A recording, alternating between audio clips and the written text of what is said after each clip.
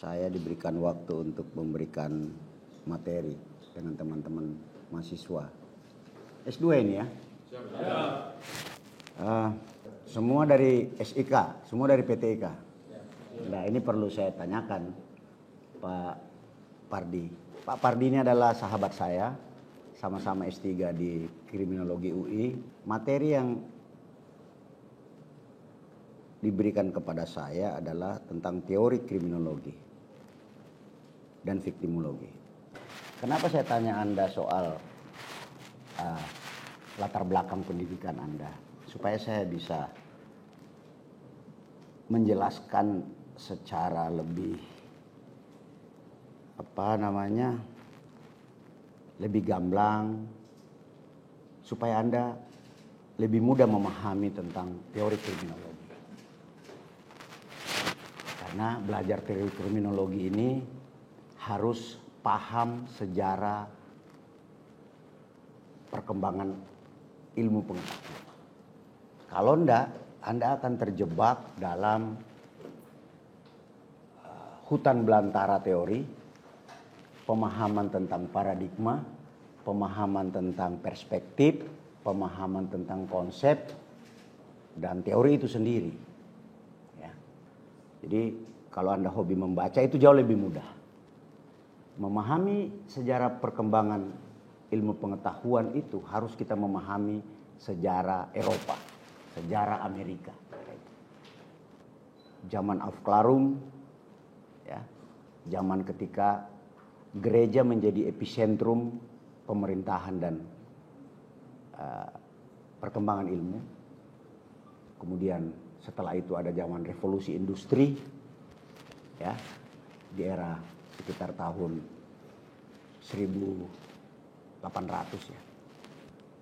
Kalau era zaman Aufklärung itu sekitar 1600-1700. Kemudian setelah itu baru kemudian masuk kepada era-era perkembangan kriminologi modern, atau kriminologi sudah menjadi sebuah kajian yang mandiri sendiri. Apa sih teori itu? Ya. Apa sih teori itu? Jadi secara sederhana, teori dapat didefinisikan sebagai bagian dari suatu penjelasan, pernyataan abstrak yang berusaha menjelaskan terjadi atau tidak terjadinya sebuah peristiwa. Ini tentang teori ya. Apa itu teori? Nah, kriminologi juga kemudian menyusun teori-teori kriminologi untuk menjelaskan sesuatu tersebut. Ya, sesuatu yang abstrak.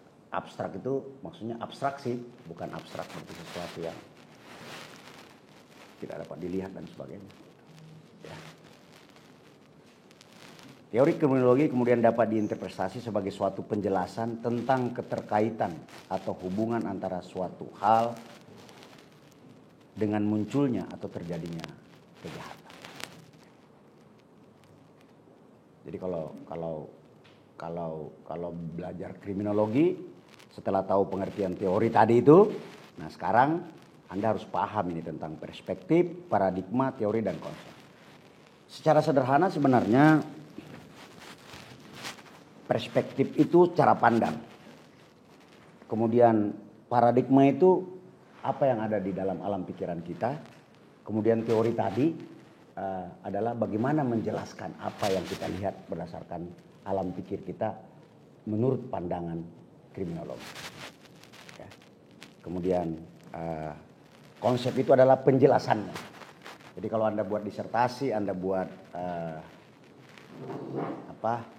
tesis ya kalau S2, selalu pasti akan ada kerangka konsep. Ini kira-kira teman-teman, urutannya seperti ini. Jadi perspektif itu lebih kepada bagaimana cara pandang kita melihat sebuah fenomena.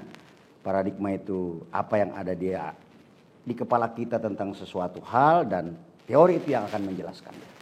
Lalu kemudian konsep merupakan abstraksi dari sebuah fenomena. Yang abstraksi, menjelaskan secara utuh.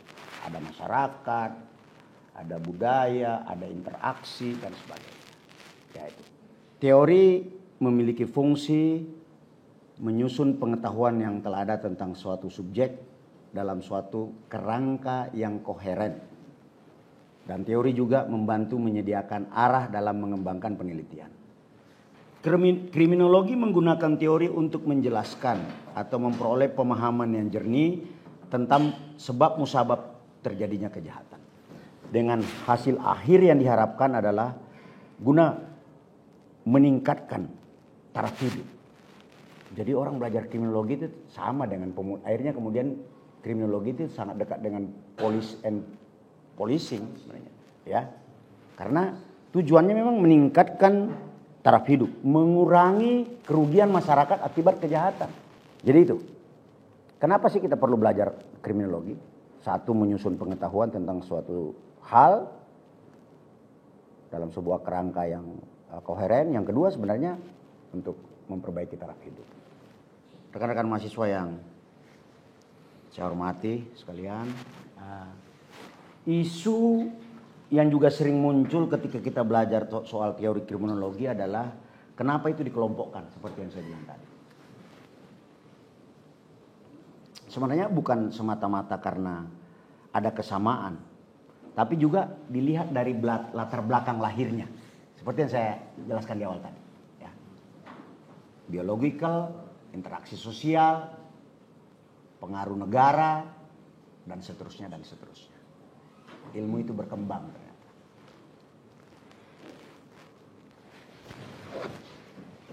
Kalau kita lihat, jadi kalau Anda belajar kriminologi ya ini Anda harus setelah tadi Anda paham tentang perspektif sampai dengan konsep, akhirnya kemudian Anda bisa mengelompokkan itu.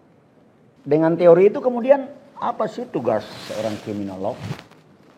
Jadi setelah belajar teori, kemudian memahami teori itu, tugas kriminolog ya ini. Gampangnya sebagai seorang police officers yang bertugas untuk maintain order, Harkamtibmas, maka jangan kaki sebagai law enforcement itu menjadi. Nah, kalau Anda memiliki pemahaman tentang teori kriminologi, ketika Anda nanti turun ke lapangan tentu Anda mengeluarkan kebijakan-kebijakan kriminal yang jauh lebih terintegrasi. Melihat kenakalan remaja, melihat tawuran, melihat anak yang berhadapan dengan hukum, narkoba dan sebagainya, akan dari melihat balap liar, memandang kejahatan terorganisir, memandang green kriminologi, kejahatan yang berimplikasi kepada lingkungan, seperti apa Anda melakukan. Itulah kriminolog. Tegas terhadap kejahatan-kejahatan yang berimplikasi, merugikan banyak orang, konvensional dan unconventional crime. Terhadap kejahatan konvensional, pendekatannya pencegahan, tapi unconventional crime yang merugikan negara, yang merugikan masyarakat, yang merugikan publik, yang merusak lingkungan, maka dia harus hit and fix. Dia harus ditegakkan lalu kemudian diperbaiki prosesnya. Nah, itulah seorang kriminolog sebagai seorang polisi. Ya. Ini rekan-rekan sekalian, sejarah perjalanan kriminologi sebenarnya jejaknya bisa dilihat dari tulisan-tulisan yang dilakukan oleh Cesare Beccaria, kemudian Rafael Garofalo dan Paul Topinard. Mereka ini sebenarnya bukan kriminolog, tapi kalau kita lihat tahunnya ya, 1794, 1851, kemudian 1911, itu juga itu tadi. Cara berpikir ilmuwan tentang kejahatan itu bergeser berdasarkan abadnya. Dari sini juga bisa kita lihat paradigmanya, perspektifnya, ya. Ya, kalau kita yang tadi itu, yang major theoretical development in criminology itu tadi. Nah ini, tadi itu, jadi lebih mudah memahaminya. Dari milestone ini, tulisan-tulisan ini, kriminologi sebagai sebuah konsep itu bisa Anda mulai paham. Nah, di dalamnya mendefinisikan dan menuliskan tentang kriminologi. Criminology is the body of knowledge regarding juvenile delinquency and crime as social phenomenon. Jadi dia mulai mengatakan bahwa kriminologi itu merupakan sebuah kumpulan teori tentang kejahatan dan kenakalan sebagai sebuah fenomena sosial. Penjelasan kriminologi tentang kejahatan kemudian belakangan berkembang, teman-teman sekalian ya.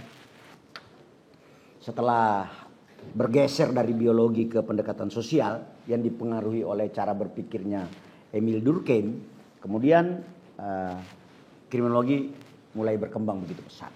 Ya. Di awal abad ke-18 ini sampai dengan di awal abad ke-19.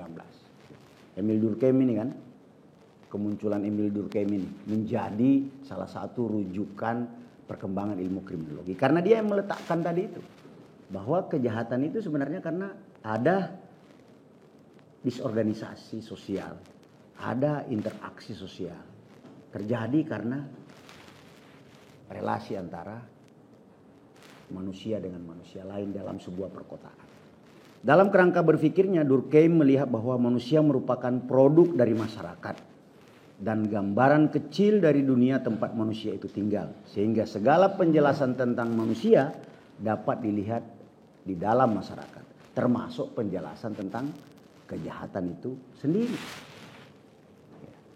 Jadi kalau mau menjelaskan tentang dunia ini ya lihat ke masyarakat. Ya real sih. Kalau mau tahu orang Jakarta seperti apa ya datang ke Jakarta.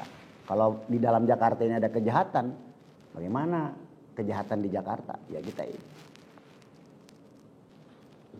Dan itu tadi, kejahatan itu merupakan hasil dari sebuah interaksi sosial. Udah mulai bergeser tuh, ya.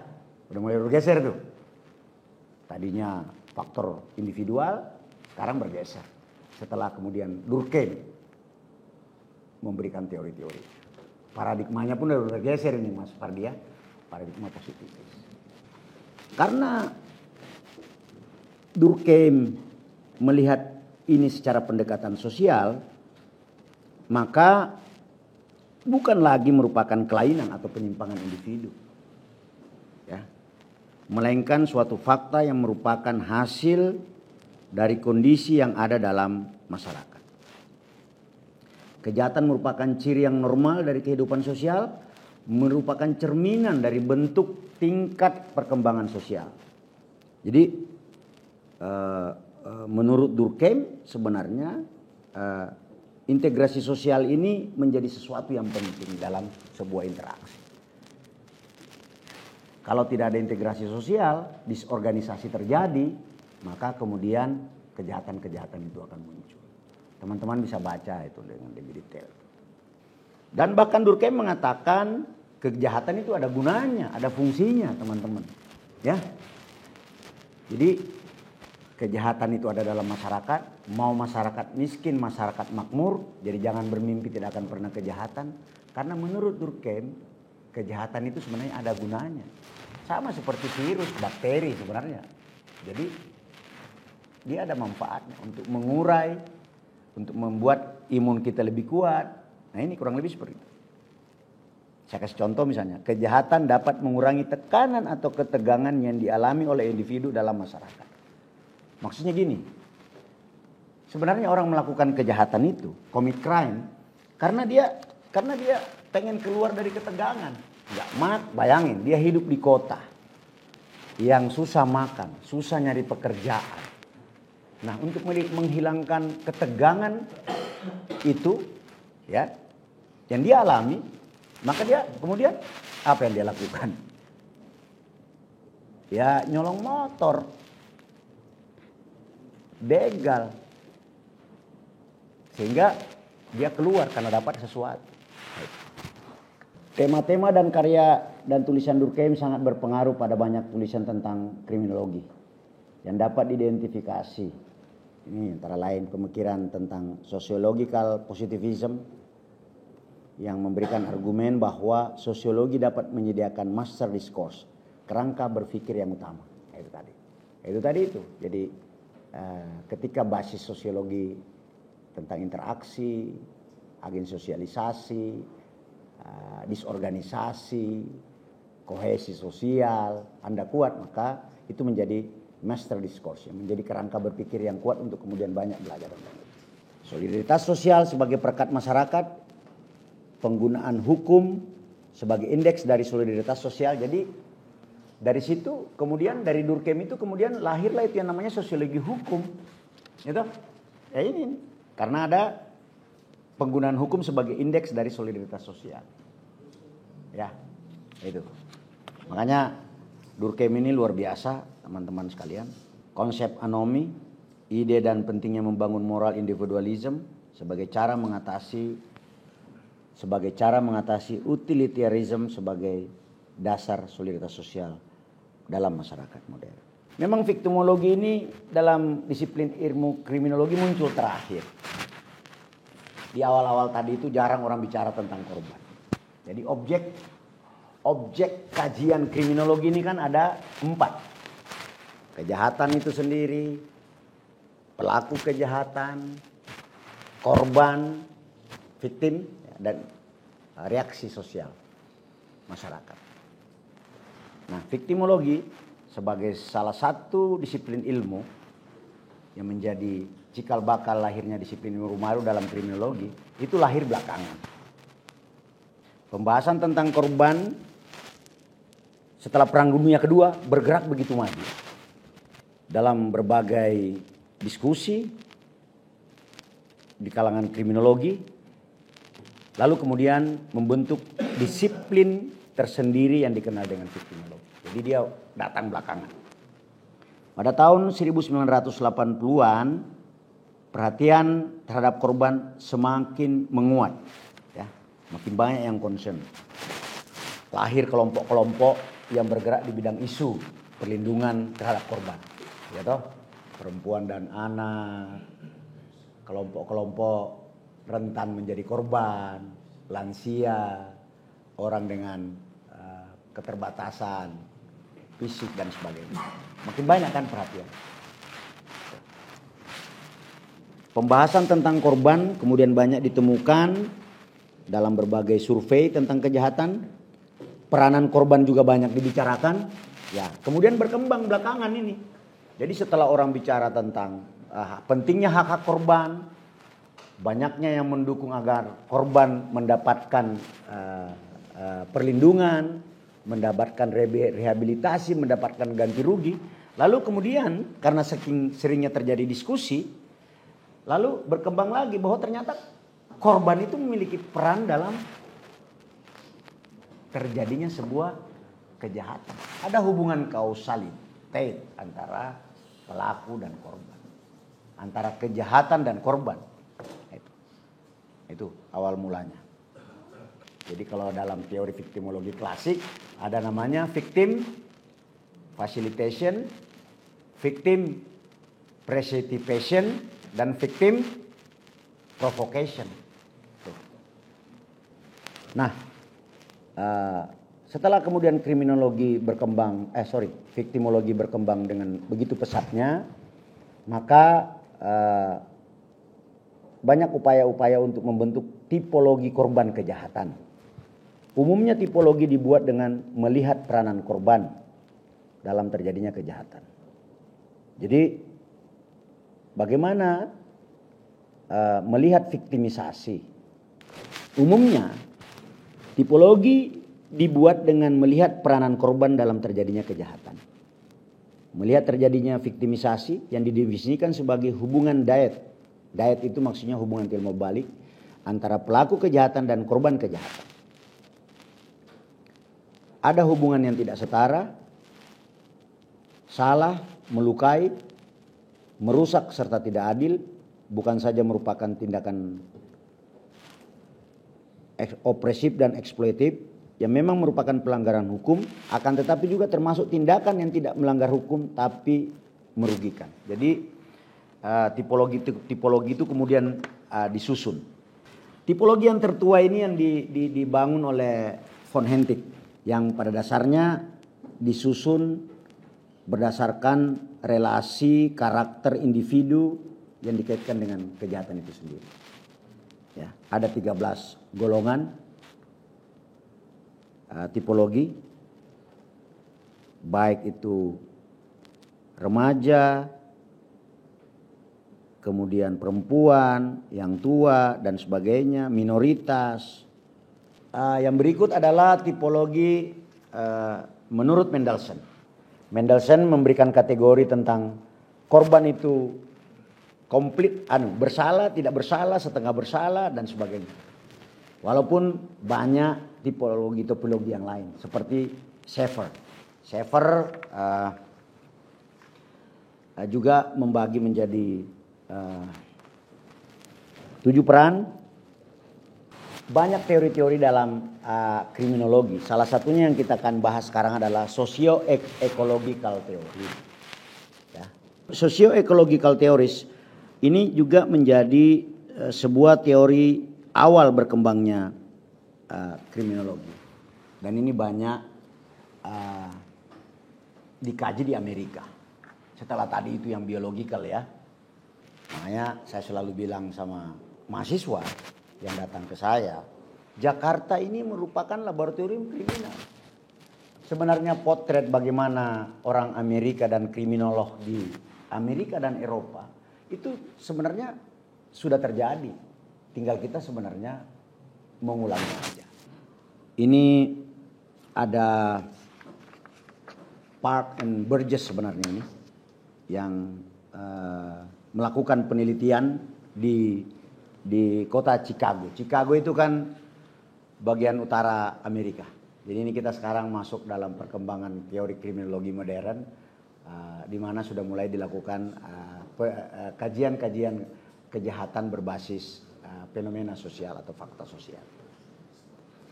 Kelompok teori ini menjadikan Chicago sebagai laboratorium hidup dalam upaya menjelaskan kejahatan.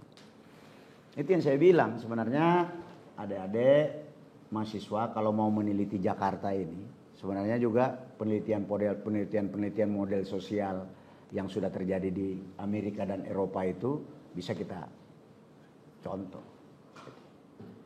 Walaupun sekarang tahapannya udah mulai lewat ini tentang yang teori yang disampaikan oleh Pick and Burgess ini. Mengapa kemudian menarik untuk diteliti? Karena setelah Chicago berkembang menjadi sebuah kota, lalu kejahatan juga tumbuh subur. Jadi apa yang menjadi pemikiran Durkheim itu kemudian mereka mau uji. Gitu. Di Indonesia juga kurang lebih sama seperti ini. Lahir slum area, kampung kumuh, muncul pendatang dari luar daerah. Kalau dulu di Chicago itu kan rata-rata kulit putih. Tiba-tiba datang imigran dari Eropa dan orang selatan yang berkulit hitam. Makin kompleks lah. Itu yang membuat kemudian mengapa Burgess menjadi semakin tertarik untuk meneliti kejahatan yang terjadi. Berdasarkan itu tadi teori ecological. Itu yang dibilang tadi tidak konsistennya teori ini karena dia masih pengaruh Darwin dan pengaruh Durkheim. Socio-ecological teori awalnya sangat dipengaruhi pemikiran Charles Darwin. Pemikiran Darwin digunakan sebagai dasar dalam memahami masyarakat khususnya perkotaan.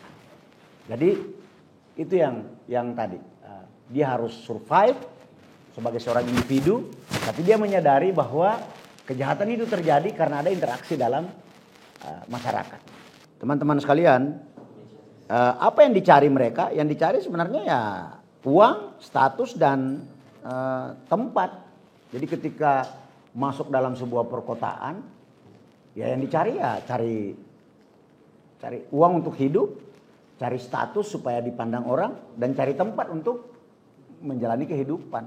Itu yang menyebabkan yang tadi itu terjadi. Jadi wage position itu untuk di samping wage position uang, status dan tempat, space.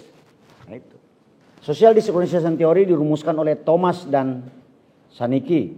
Teori ini ditulis pada tahun 1920 dalam buku yang berjudul Police Peasant in Europe and America. Maksudnya gini, ketika ada orang-orang Polandia datang ke situ, ya ada orang Italia datang ke situ, ada orang Irlandia datang ke situ, maka orang-orang ini kemudian tidak mampu untuk menyesuaikan diri dengan nilai-nilai yang ada di tempat itu. Berikutnya adalah concentric zone teori, turunan dari ecological teori yang kedua, ya. Setelah tadi, ya, social disorganization. Gampangnya sebenarnya kalau kita membayangkan sebuah kota itu sebenarnya dibagi menjadi beberapa zona. Concentric zone teori dari Park and Burgess dalam tulisan yang dibuat pada tahun 1966 yang berjudul The City, dituliskan kejahatan merupakan suatu bentuk konflik dan kompetisi untuk bertahan hidup di wilayah dengan mekanisme pengendalian sosial yang lemah. Jadi Burgess melihat bahwa kejahatan di zona 1 yang merupakan pusat ekonomi, pusat bisnis, pusat industri, di mana orang tadi bertarung untuk mendapatkan tempat, bertarung untuk mendapatkan hidup, bertarung untuk mendapatkan uang, dia jelaskan. Park and Burgess mengatakan bahwa kejahatan itu terjadi karena perubahan sosial yang cepat yang menyebabkan lemahnya pengendalian sosial. Jadi karena orang datang banyak, aktivitas banyak, kebutuhan hidup banyak, nilai-nilai yang hidup di situ banyak, ada pertarungan, maka kejahatanlah akan terjadi. Keunggulan dari teori ini adalah bahwa teori ini mampu menunjukkan tingginya angka kejahatan dan faktor-faktor yang mempengaruhi tingginya angka kejahatan tersebut. Cultural transmission teori ini diprakarsai oleh Shaw and McKay dalam buku yang berjudul Juvenile Delinquency and Urban Areas. Sebenarnya ini kurang lebih sama, hanya dia sedikit menambahkan bahwa ternyata kejahatan itu tidak hanya terjadi di concentric zone tadi itu. Kejahatan juga bisa terjadi di tempat-tempat lain. Dan vokal concernnya bahwa ada pewarisan. Jadi kejahatan itu kemudian diwariskan, diajarkan, diberikan keluarga peer group ini. Keluarga yang dimaksud, peer group yang dimaksud bukan berarti saudara. Jadi orang-orang yang tinggal di wilayah tertentu itu bisa dan terus menerus akan terjadi kejahatan karena ada namanya ini cultural transmission theory. Jadi dia menambahkan bukan hanya karena ketegangan, tapi kejahatan juga terjadi karena dan bukan hanya di wilayah konsentrat tadi itu di zona 1, tapi juga bisa terjadi di zona-zona lain karena ada namanya transmisi kejahatan itu. Di wilayah dengan mekanisme pengendalian sosial yang lemah, sama dan dikomunikasikan dengan cara yang sama, baik dari segi bahasa, peran, dan sikap. Keunggulan dari teori ini adalah teori ini mampu menunjukkan fluktuasi dan perbedaan angka kejahatan di beberapa wilayah dan faktor-faktor yang mempengaruhi fluktuasi dan perbedaan tersebut. Maksudnya gini, di zona 1 itu kejahatan yang terjadi kebanyakan karena pengaruh persaingan tadi itu. Jadi dia lebih banyak terjadi itu adalah property crime, pencurian, kemudian violence crime. Mungkin di zona 2 yang lebih mapan itu adalah kenakalan remaja seperti mabuk-mabukan dan sebagainya. Itu kira-kira teman-teman mahasiswa yang bisa saya sampaikan. Mudah-mudahan sesi ini bisa memberikan pencerahan Anda tentang teori kriminologi, perkembangan ilmu kriminologi, paradigma, konsep dan teori perspektif dalam kriminologi, sehingga Anda nanti ketika akan menyusun sebuah tulisan memahami betul pengelompokan teori-teori kriminologi, sejarah pertumbuhannya berdasarkan waktu, cara berpikir, latar belakang cara berpikirnya, siapa aja tokohnya.